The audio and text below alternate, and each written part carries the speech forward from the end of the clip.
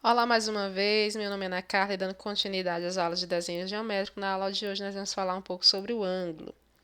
Desde as civilizações mais antigas, as pessoas se preocupam em medir o tempo e as manifestações da natureza. Elas compararam o período de um ano a 360 partes da divisão da circunferência, passando cada uma dessas partes a equivaler a 1 grau. Daí surgindo o estudo dos ângulos e da circunferência. Então, a partir daí, nós vamos estudar as definições e os elementos. Definição de ângulo. Ângulo é a região do plano limitada por duas semi-retas que concorrem em um ponto O. Este é o denominado vértice do ângulo, ou a origem do ângulo. Possui três elementos. Quais são eles? O vértice, que é o lado, aqui são as semi-retas OA e OB, e a abertura. A abertura é a indicação de quantidade de graus, né? Já que a representação do ângulo é dada em graus. Então, aqui nós temos a região interna do ângulo. Observem que esses pontos D e F, eles pertencem à região interna do ângulo. E esses pontos C e E pertencem à região externa do ângulo.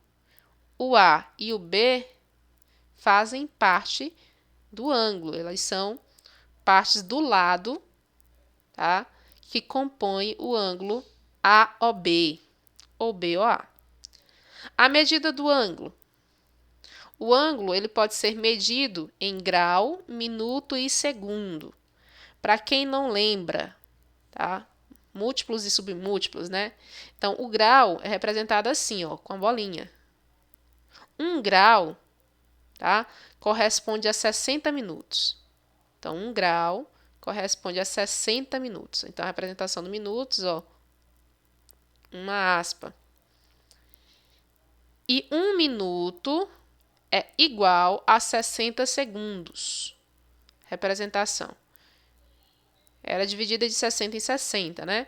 Então, aqui, ó, por sua vez, 1 grau corresponde a 3.600 segundos.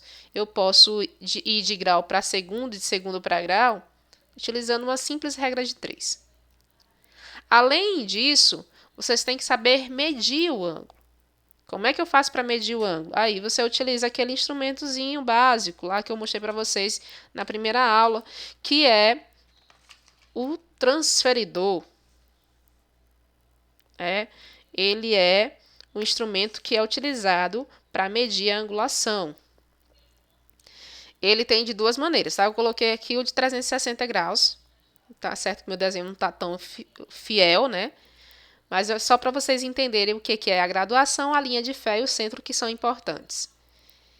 A graduação é exatamente essa divisão em 360 graus, tá? Então, é os númerozinhos que aparecem aqui na lateralzinha, ó.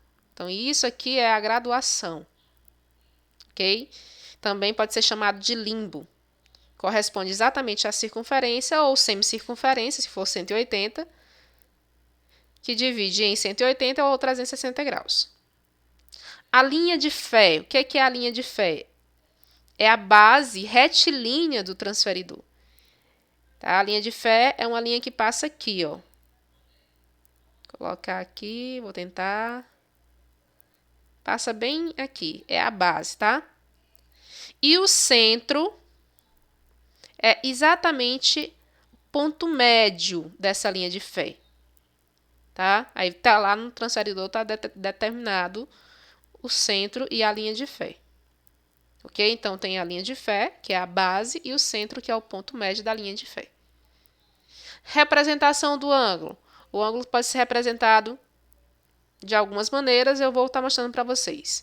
Aqui, ó, AOB, começando pelo A. A representação do ângulo é um circunflexo em cima da origem ou do vértice. Poderia ser representado também como BOA, começando de B. Tem a mesma medida, né? É o mesmo ângulo. Nós temos também que pode ser representado só pelo O, que é o vértice, com o chapéuzinho em cima. E também podemos representar por uma letra grega. Por exemplo, se eu quisesse chamar esse ângulo de ângulo alfa, também poderia estar utilizando, tá? Então, pode ser representado também pelas letras gregas aí. Classificação. Com relação à classificação, nós temos dois tipos de classificação dos ângulos. Nós temos a classificação com relação à abertura dos lados. Ele pode ser agudo, obtuso, reto, raso, pleno, nulo e congruentes. E com relação às posições relativas do ângulo. Consecutivos, adjacentes, opostos pelo vértice, complementares, suplementares e replementares. Com relação à abertura, o que é um ângulo agudo ou chamado acutângulo? Tá? É aquele ângulo que é menor do que 90 graus e maior do que 0 graus. O obtuso ou obtusângulo é um ângulo que é menor que 180 graus e maior do que 90 graus. Então, quando a abertura for menor do que 180 e maior do que 90, a gente tem um ângulo obtusângulo. O ângulo reto ou retângulo é o ângulo de 90 graus. Ele é o ângulo de 90 graus. Também na geometria, você vai ver um quadradinho com um pontinho dentro. Essa representação também simboliza o ângulo de 90 graus. O ângulo raso ou de 180 graus é o ângulo de meia volta. O ângulo pleno é o ângulo de 360 graus ou da volta completa. O ângulo nulo é o ângulo de 0 graus. E ângulos congruentes. O que são ângulos congruentes? Tá? São dois ou mais ângulos que têm aberturas iguais. Então, mesma abertura. Se tiver a mesma abertura, nós temos ângulos congruentes. Não é o mesmo ângulo, é a mesma abertura. São ângulos congruentes. Então, a gente não fala ângulo igual. A gente fala ângulo côngruo. Ok? Com relação às posições relativas, a gente pode classificar em consecutivos, adjacentes, opostos pelo vértice, complementares, suplementares e replementares. Vou falar logo desses três últimos. Os complementares é quando os ângulos, a soma dos ângulos são iguais a 90 graus. Por exemplo, se eu tenho 20 graus e 70 graus, 20 mais 70 é igual a 90. Então, esses dois ângulos, 20 e 70, eles são considerados complementares. Ângulos suplementares. Alfa mais beta, a soma dos ângulos é igual a 180 graus. Exemplo, 135 e 45, eles são ângulos suplementares, porque a soma deles é igual a 180 graus. Ângulos replementares. Ângulos replementares é quando a soma é igual a 360 graus. Tá? Exemplos, 120 e 240. Somando esses ângulos é igual a 360 graus, então eles são ângulos replementares. O que são ângulos consecutivos? Esse nome já falei para vocês. Consecutivos, um vem após o outro, né? Um em consequência do outro. Eles são aqueles ângulos que têm o mesmo vértice e um lado em comum. Tá? São ângulos consecutivos, têm o mesmo vértice e um lado em comum.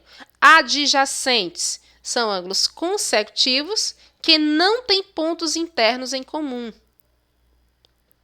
São ângulos consecutivos que não têm pontos internos em comum. E os opostos pelo vértice, o próprio nome já diz, né? Ele é oposto pelo vértice. Por exemplo, ó, eu tenho aqui o ângulo AOB, que é oposto pelo vértice ao ângulo COD. Tá? Por que ele é oposto pelo vértice? Ó, que está aqui o vértice. Então, é contrário. Esses ângulos opostos pelo vértice, ele tem mesma medida. Eles são ângulos congruentes. Ok? Então, é interessante também que vocês saibam disso. Espero que vocês tenham gostado dessa aula. Eu quero que vocês busquem um pouco mais sobre cada coisinha que a gente viu na aula de hoje. Até a próxima aula.